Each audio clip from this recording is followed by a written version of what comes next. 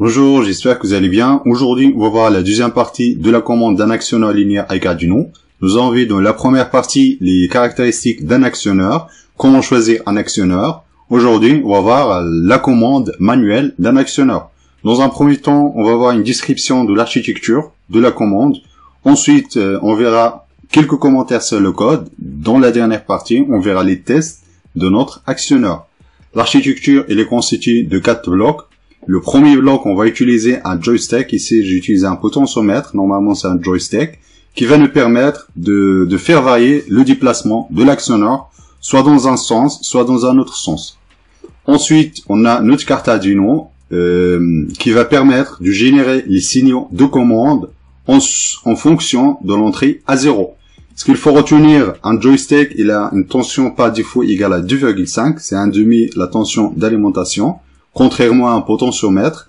De plus, le joystick, donc lorsqu'on avance le joystick dans un sens, donc on va par exemple de 2,5 vers 5 volts. Et lorsqu'on va dans l'autre sens du joystick, on va de 2,5 vers 0. Donc c'est très important d'utiliser un joystick. Donc ça nous permet de séparer la partie, le sens plus et le sens moins. Ensuite, la carte Arduino, ça permet de générer 4 sorties digitales. Donc il y a les 2 sorties, ce sont des sorties, la sortie 6 et 7, 2 sorties tutoriel. Ensuite, la sortie 8 et 9, ce sont des sorties PWM qui vont permettre de contrôler le module PWM. Donc ce module-là, donc nous avons déjà abordé des projets en utilisant ce module. Donc je vous invite de consulter le projet Angular avec Arduino. C'est un module PWM qui contient un pont H complet avec un courant qui peut aller jusqu'à 43 ampères avec une fréquence maximale de 25 kHz. Nous, ce qui nous intéresse, donc ça nous intéresse la polarité, c'est-à-dire il doit être un pont H complet. Ensuite, il doit permettre de fournir le courant nécessaire pour l'actionneur. Parce qu'un actionneur, l'actionneur linéaire qu'on va utiliser, donc il a un courant maximal qui peut aller jusqu'à 3 ampères. Du coup, il faut obligatoirement utiliser un driver. Donc c'est un module PWM, c'est un driver qui permet de booster le courant. La partie R enable et L enable, ce sont le 6 et le 7. Donc ça permet d'activer le côté droite ou bien le côté gauche. Ensuite ici, il y a les 2 sorties PWM, left et right. Donc c'est le 8 et le 9. Donc ce qu'il faut retenir, donc ce module-là pour l'activer, donc il faut positionner la sortie 6 et 7 à 1. Ensuite, envoyer le signal PWM soit dans la sortie 8. Si on envoie dans la sortie 8, on a un sens. Si on envoie dans la sortie 9, on a un autre sens. Donc c'est cette astuce-là qu'on va utiliser pour changer le sens de rotation, de déplacement de notre actionneur. Ensuite, la partie puissance ici, donc il est alimenté avec une tension qui peut de 5 jusqu'à 27 volts. Nous, on va alimenter avec une batterie de 12 volts.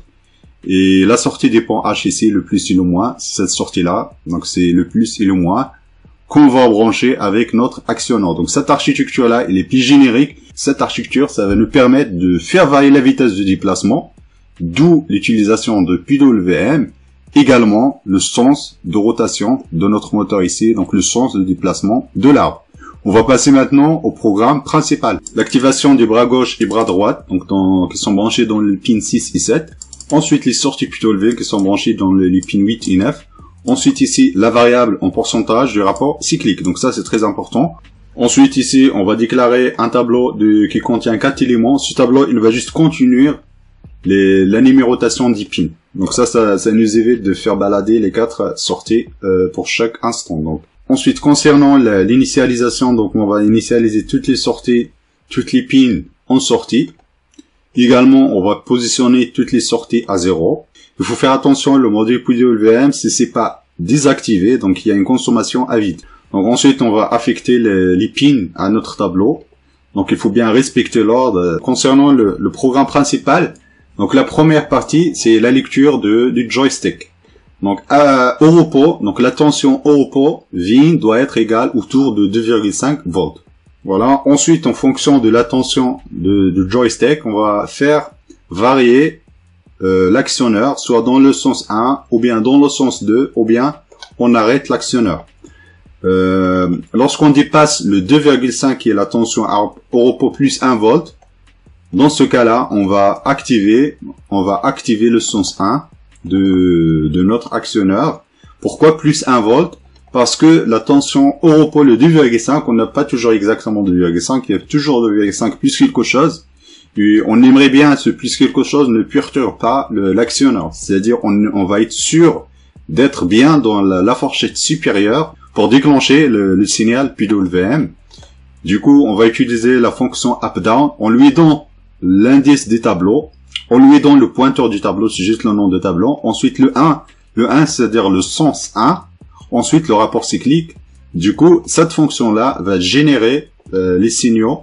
Donc, va activer les sorties également, les signaux PWM. Ensuite, donc, si on est dans la fourchette inférieure, c'est-à-dire 2,5 moins 1 volt, du coup, on va activer le sens 2 du module PWM. Sinon, ça veut dire la tension Vin, il est comprise entre 2,5 plus ou moins 1 volt. Dans ce cas-là, on fait rien, on attend. Voilà, donc concernant la définition de la fonction, j'ai mis un lien dans la description, donc vous pouvez récupérer la définition de la fonction.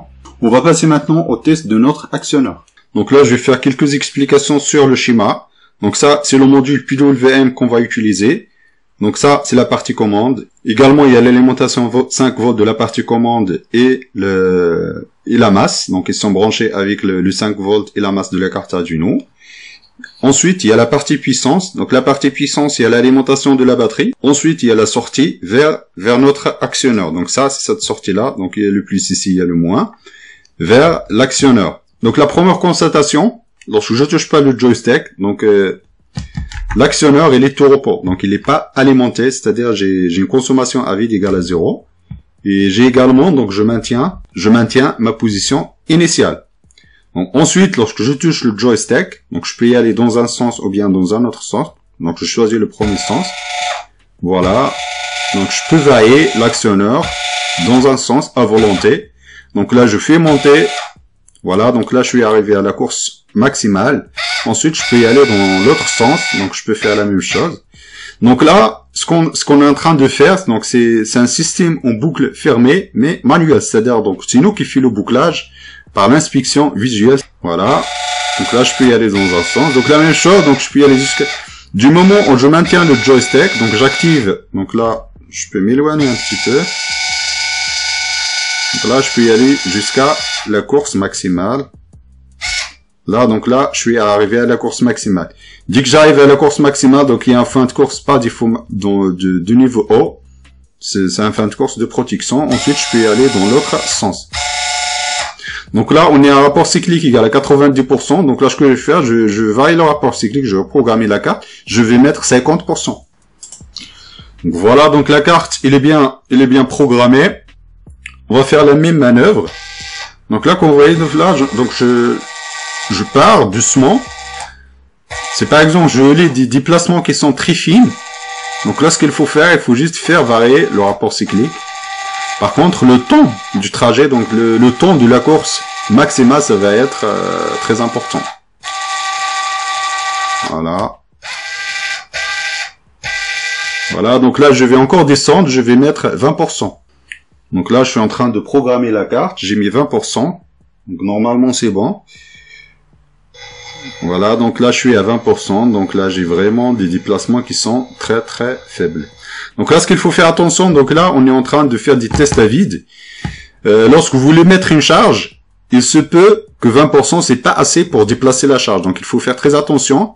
Lorsque vous voulez déplacer une charge, lorsque vous faites varier le rapport cyclique, donc le seuil minimal, donc ça va varier en fonction de votre charge. Donc là, on est à vide. On est vraiment dans les conditions qui sont les plus minimalistes possibles. Voilà, donc là, je suis à 10%.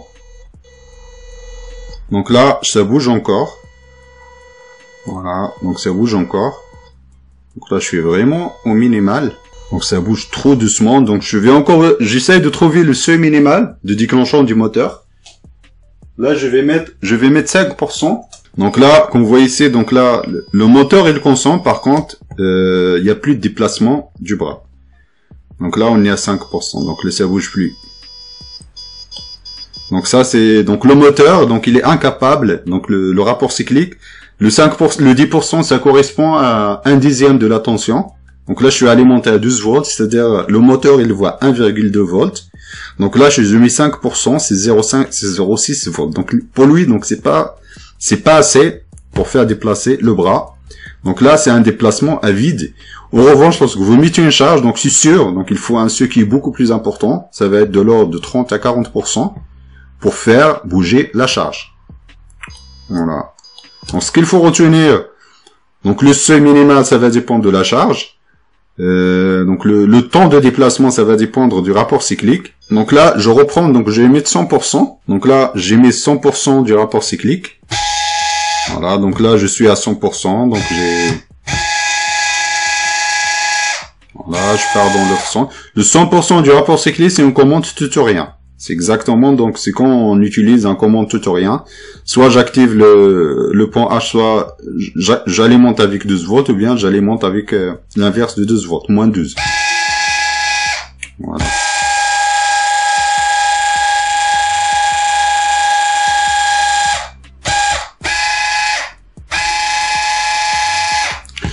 Voilà, on verra dans la prochaine vidéo. Donc là, c'est une commande qui est manuelle.